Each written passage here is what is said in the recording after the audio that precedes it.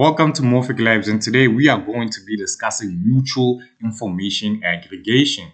But before we get into that, do me a favor, hit the subscribe button if you want to keep up with more content like this. And if you're interested in increasing your market intelligence, I have a free market microstructure and trading systems course that will walk you through the foundations of market structure, the mechanics of trading, market data, and analytics. Plus, I have a free advanced market aggregation course that will walk you through advanced price-based aggregation, volatility-driven aggregation, information theoretic aggregation, which we're covering mutual information today, and order flow microstructure aggregation, event-driven hybrids methods aggregation, and implementation and selection criteria. If you're interested, the links in the description. Just gotta sign up to be a free member, and you'll have them all to yourself.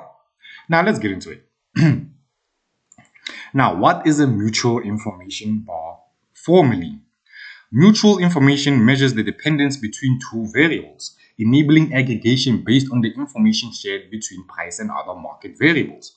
Mutual information bars. These bars aggregate until the mutual information between price and a reference variable, volume, order flow, etc., reaches a target level. Now, this is why mutual information is one of my most favorite information theoretic, not just information theoretic, but aggregation methods in general, because this reference variable is essentially arbitrary, right? Like the reference variable could be the price of another asset that's completely unrelated to, say, our price variable, right? You might be looking at the price variable of Tesla, and then I'm looking at the price variable of some obscure asset in China that nobody in America's heard of, right?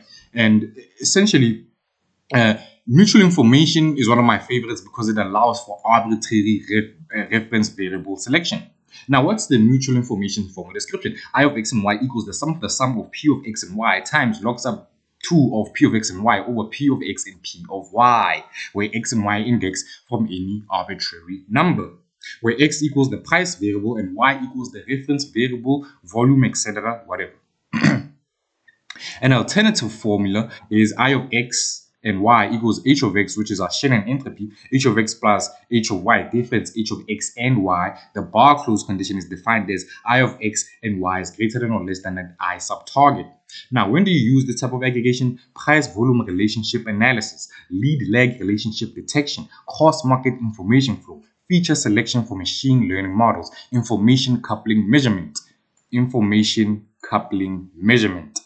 Very powerful stuff, because what you could do, like I said, you could take the price variable of Tesla and cross compare it information wise to some arbitrary Chinese asset, right? Or you can even go much more abstract and essentially take Tesla's price variable and see the relation information wise to some arbitrary assets volume or some arbitrary assets implied volatility or whatever, right?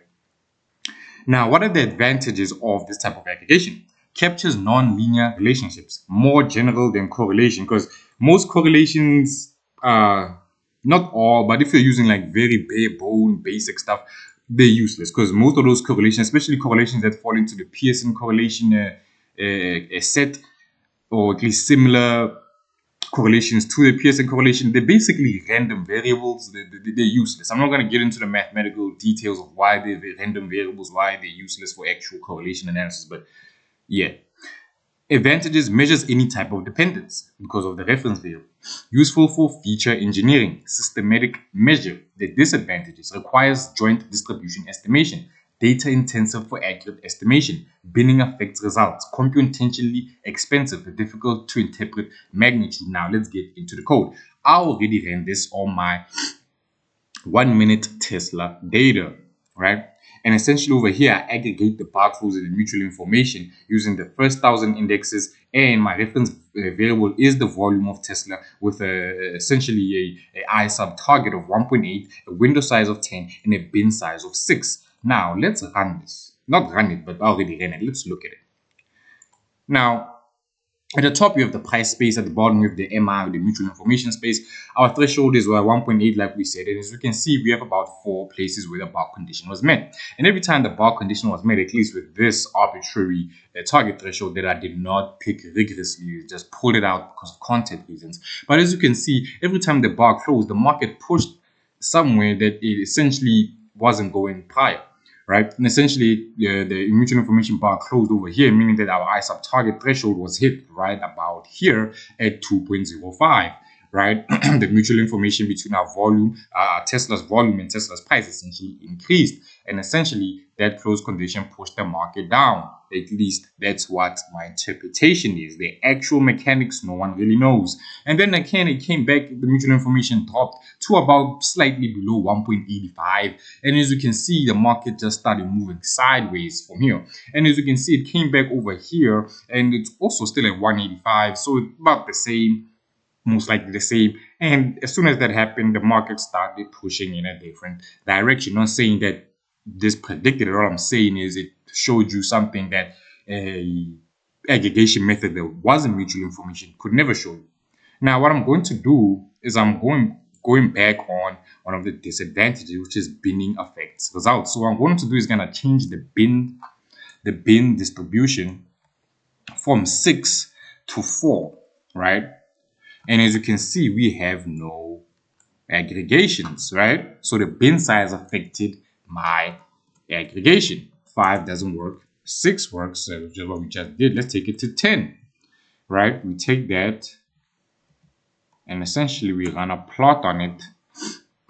And as you can see, we have far more closes. They look uniformly distributed from the price space, but when you look at the mutual information space, they're far, far from uniformly distributed. But that's about it for today. Just had to show you this beautiful geometry of mutual information, what it can provide that other aggregations cannot. But as usual, remember, when you're using this to actually build strategies or actually put your money on the risk, this is not financial advice, but my market microstructure course has the secret recipe for making the best threshold decisions, right? And it's over here at 3.1.2 practical implementation consideration at parameter selection, which is that when you're picking your thresholds, instead of just picking a number randomly like I've been doing for content reasons, pick a number based on percentile based parameter selection, event based parameter selection, or volatility adjusted parameter selection. But that's about it for today. If you're interested in increasing your market intelligence, I have a free market microstructure and trading systems course that will walk you through the foundations of market structure, the mechanical trading, market data, and analytics. Plus, I have a free advanced market aggregation course that will walk you through advanced price-based aggregation, volatility-driven aggregation, information theoretic aggregation, order flow and microstructure aggregation, event-driven hybrids methods aggregation, implementation, and selection criteria. If you're interested, the links in the description. You just gotta sign up to be a free member, and you'll have it all to yourself. And to the community members, I'm sorry I haven't dropped this yet. I've been caught up doing a lot of stuff. So as of late, I haven't really had the time. But I will get to the community members.